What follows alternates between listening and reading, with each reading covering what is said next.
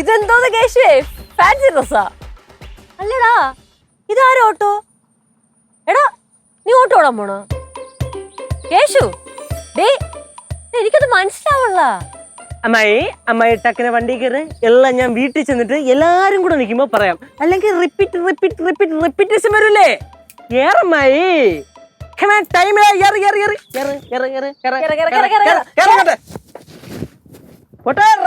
ഞാൻ തന്നെ എടുക്കണല്ലേ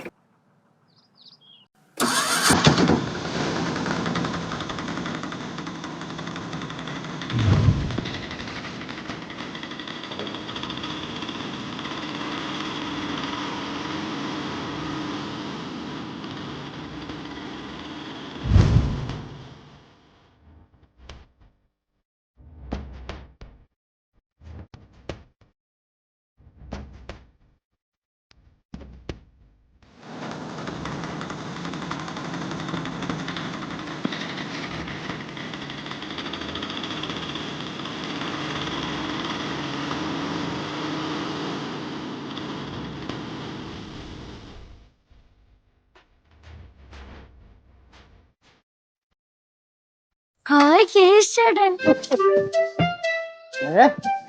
ചേട്ടൻ ഓട്ടോ ഓടിക്കുന്നേ എന്തോന്ന് കോലം ചേട്ടൻ കണ്ണെഴുതിയേക്കുന്ന സ്റ്റൈലാണ് മക്കളെ സ്റ്റൈല്. വിളി സാധാരണ ഈ സമയം കിടന്ന് വിളിക്കണല്ലേ അവര് പോലെ കേറ്റി വിളിയടി ഓട്ടം പോണമാ. എടാ നീ എങ്കിലും പറ ഇത് ആരുടെ ഓട്ടോ വരട്ട്.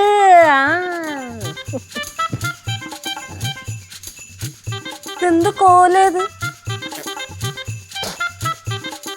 ഇതാരുടെ ഓട്ടോ കേശു വിചാരിച്ച ഇവിടെ ഓട്ടോ അല്ല ഫ്ലൈറ്റ്. ഇങ്ങനെ ഫ്ലൈറ്റ് വന്ന് ഇറങ്ങും. ഇറക്ക് ഇറക്ക്. ഇപ്പൊ ഞാൻ വിചാരിക്കണില്ല. അപ്പോഴോ അമ്മ എങ്ങനെയുണ്ടാ? നന്നായിട്ടുണ്ട്. ഡാ ഒരു മനുഷ്യന്റെ ഉപജീവന മാർഗമാ. ആരുടെയാന്ന് വെച്ചാൽ കൊണ്ട് കൊടുക്കാൻ നോക്ക്. അമ്മൂമ്മ ഇത് ആരുടെയോ അല്ല, എന്റെ സ്വന്തം രതീശേട്ടന്റെയാണ്. നമ്മുടെ ഒരു ചേട്ടൻ. പുള്ളിയുടെ അതിജീവനത്തിന് വേണ്ടിയാണ് ഞാൻ ഈ പരിപാടിക്ക് ഇറങ്ങിയത്. അളിയാ അപ്പൊ ഇനിയുള്ള കാലം നീ ഓട്ടോ ഓടിച്ച് ജീവിക്കാൻ തീരുമാനിച്ചു അല്ലേ?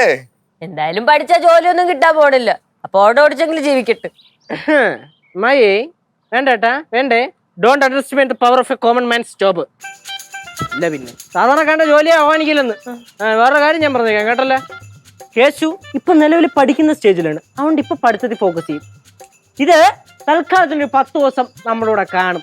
10 നാൾ இந்த ഓട്ടോ ഇങ്ങ இருக்குமா? ആമാ ആമാ ആമാ. അയ്യോ സൂപ്പർഡാ. അമ്മൂമ്മ സംഭവം എന്താണെന്നറിയോ, നമ്മുടെ രതീശേട്ടന്റെ വണ്ടിയാണ് ഇതെന്ന് ഞാൻ പറഞ്ഞല്ലോ. പുള്ളി ഒരു 10 ദിവസത്തിന് നാട്ടിൽ പോയി. പുള്ളിയുടെ അച്ഛന് പെട്ടെന്ന് വയ്യാതായി. പാലക്കാടാണ് വീട്.